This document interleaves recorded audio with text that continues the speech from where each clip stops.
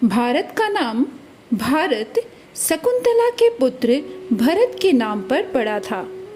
यह कहानी है शकुंतला और दुष्यंत की। शकुंतला और दुष्यंत की प्रेम कथा है जो रामायण के बालकांड में और महाभारत के आदि पर्व में मिलता है। महर्षि विश्वामित्र एक श्रेष्ठ और ज्ञानी व्यक्ति थे। इतिहास में इनको महर्षि की संज्ञा मिली थी क्योंकि वे जन्म से ब्राह्मण नहीं थे, बल्कि अपने कठिन तपस्या और साधना से ब्राह्मणत्व को प्राप्त किए थे।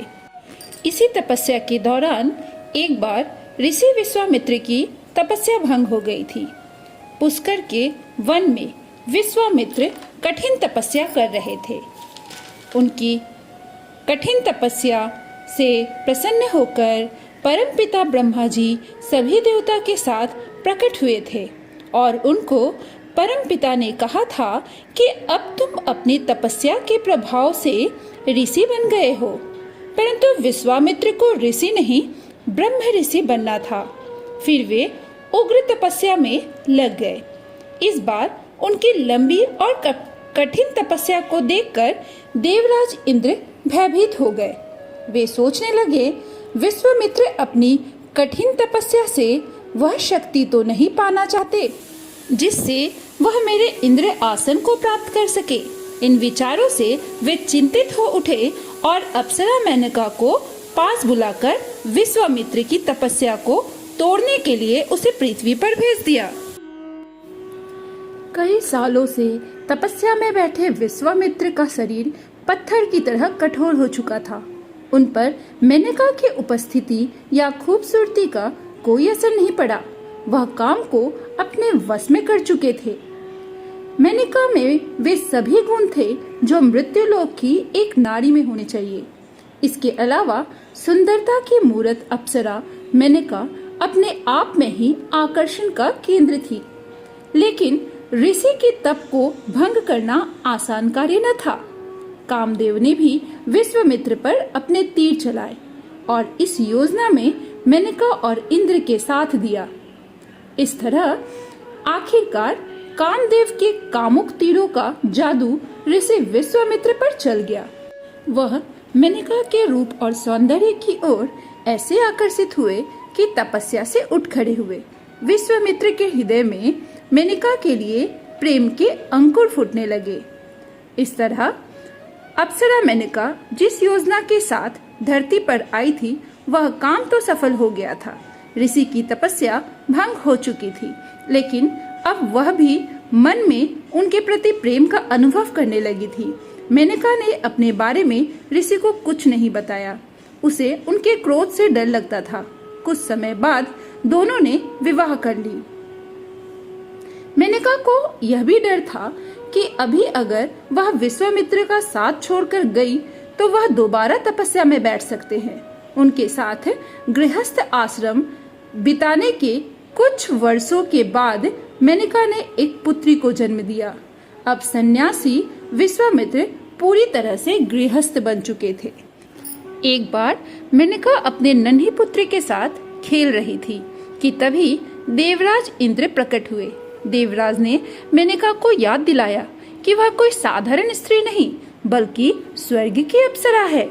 इंद्र ने कहा कि अब धरती पर उसका काम खत्म हो चुका है, इसलिए उसे स्वर्ग लौट आना चाहिए। मेनका अपनी पुत्री और पति को छोड़कर वापस नहीं जाना चाहती थी। वह विलाप करने लगी। इंद्र ने मेनका से कहा, अगर तुम स्वर्ग नहीं लौटी तो मैं तुम्हें शिला बना दूंगा। इस पर मेनका को मजबूर होकर स्वर्ग वापस जाना पड़ा। मेनका के लौट जाने के बाद ऋषि विश्वामित्र को भी यह एहसास हुआ कि उन्होंने अपनी कठिन तपस्या को तोड़ दिया है। अतः उन्होंने यह निश्चय किया कि वह पुनः अपनी तपस्या आरंभ करेंगे। इसलिए उन्हें अपनी कन्या की फिक्र थी। अतः वह चुपचाप कण्व ऋषि के आश्रम के द्वार पर अपनी कन्या को छोड़कर वन में कठिन तपस्या के लिए चल दिए। कण्व ऋषि ने अपनी द्वार पर उस पुत्री को पड़ा हुआ पाया और बड़े ही प्यार से उसका लालन पालन किया। वह पुत्री बहुत ही जल्दी एक सुंदर कन्या बन गई। एक दिन कण्व ऋषि कहीं कार्य से बाहर गए हुए थे। एक बार पुरु वंश के राजा दुष्यंत आखेट खेलने के लिए जंगल में गए। राजा दुष्यंत को जब ऋषि कण्व के उस वन में होने का पता चला तो वो ऋषि कण्व के दर्शन करने के लिए उनके आश्रम में पहुंच गए। जब उन्होंने आश्रम में ऋषि कण्व को आवाज लगाई तो एक सुंदर कन्या आश्रम से बाहर आई। उसने बताया कि ऋषि तो तीर्थ यात्रा पर गए हुए हैं। राजा दुष्यंत ने जब उस कन्या का परिचय पूछा तो उसने अपना नाम ऋषि पुत्र शकुंतला बताया। राजा दुष्यंत को ये सुनकर बड़ा आश्चर्य हुआ, क्योंकि ऋषि कण्व तो ब्रह्मचारी है, तो शकुंतला का जन्म कैसे हुआ? तब शकुंतला ने अपने बारे में बताया। मेरे माता पिता तो मेनका और विश्वामित्र है, जो मेरे जन्म होते ही मुझे ऋषि के द्वार पर छोड़कर चले गए थे। तब एक शकुंत नाम के पक्षी ने मेरी रक्षा की थी, इसीलिए मेरा नाम शकुंतला है। ऋषि ने मुझे वहां से उठाकर अपनी पुत्री की तरह मेरा लालन पोषण किया। शकुंतला की सुंदरता और बातों पर राजा दुष्यंत मोहित हो गए थे और उन्होंने उसके सामने गंधर्व विवाह की प्रस्ताव रखी। तब शकुंतला ने कहा, मेरे पिता ऋषि यहाँ नहीं है और उन्होंने ही मेरा पालन पोषण किया है। बिना उनके आज्ञा के मैं आपको अपनी स्वीकृति नहीं दे सकती हूँ। दुष्यंत ने कहा, हर मनुष्य को जीने का पूरा अधिकार है। अगर तुम्हें मैं पसंद हूँ और तुम भी इस गंधर्व विवाह के लिए सहमत हो तो फिर पिता की इच्छा की कोई आवश्यकता नहीं है और इस विवाह का वह विरोध भी नहीं करेंगे। शकुंतला ने इस बात के लिए काफी तर्क दिया और वह यही चाहती थी कि जब उसके पिता ऋषि वापस आए तभी वह यह विवाह करे। लेकिन दुष्यंत ने काफी समझाकर बहुत से तर्क देकर शकुंतला को मना लिया और दोनों ने गंधर्व विवाह कर लिया। फिर दोनों वन में ही रहने लग गए। एक दिन उन्होंने शकुंतला से अपने राज्य को संभालने के लिए वापस अपने राज्य जाने की इजाजत मांगी और निशानी के रूप में अंगूठी देकर वह जाने लगे। उन्होंने शकुंतला को यह पूरा विश्वास दिलाया कि मैं बहुत जल्द ही तुम्हारे पास आऊंगा और तुम्हें अपने साथ ले जाऊंगा। इस तरह वह अपने राज्य वापस चले गए। पति के चले जाने के बाद शकुंतला अपने पति की यादों में खोई रहती थी। एक बार की बात है, आश्रम के द्वार पर शकुंतला अपने पति दुष्यंत को याद कर रही थी। उसी समय आश्रम में ऋषि दुर्वासा जी आए और वह ऋषि कण्व को आवाज लगाने लगे। भीतर से कोई भी आवाज नहीं आई।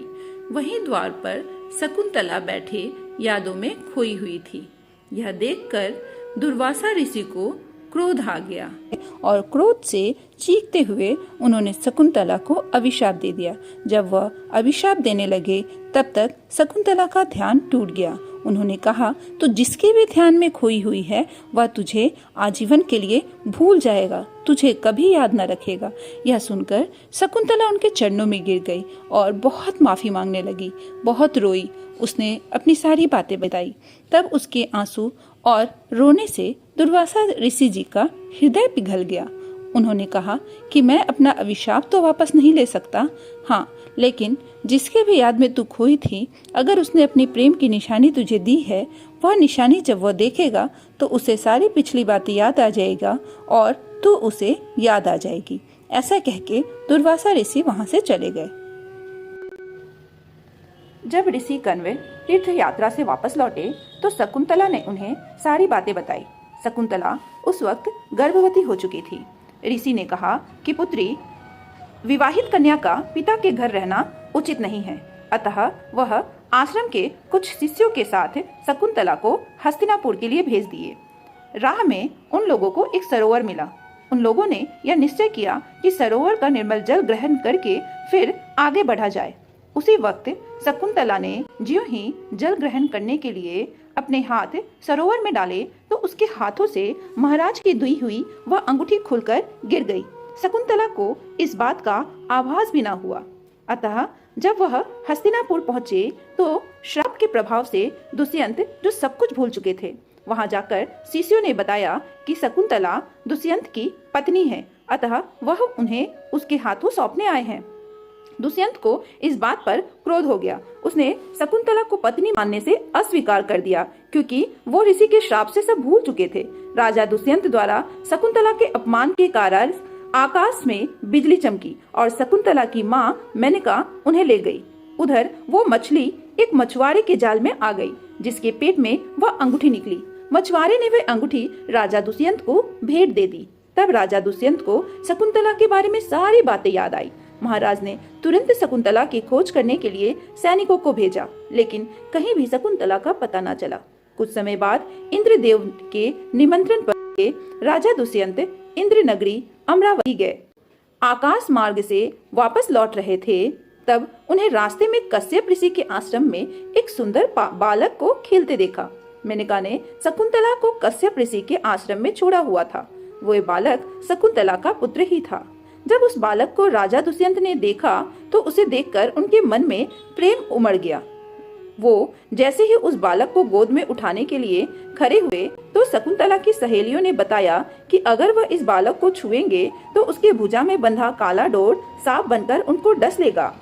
राजा दुष्यंत शेर के साथ खेलते हुए उस बालक को देखकर वह आनंदित हो उठे और उनके हृदय में उसके लिए ममता जाग गया।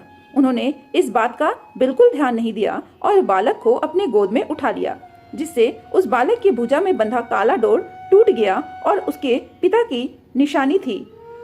शकुंतला की सहेली ने सारी बातें शकुंतला को जाकर बताई। वो दौड़ती हुई राजा दुष्यंत के पास आई।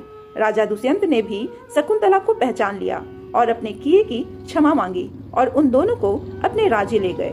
महाराज दुष्यंत और शकुंतला ने उस बालक का नाम भरत रखा, जो आगे चलकर एक महान प्रतापी भरत नाम का सम्राट बना।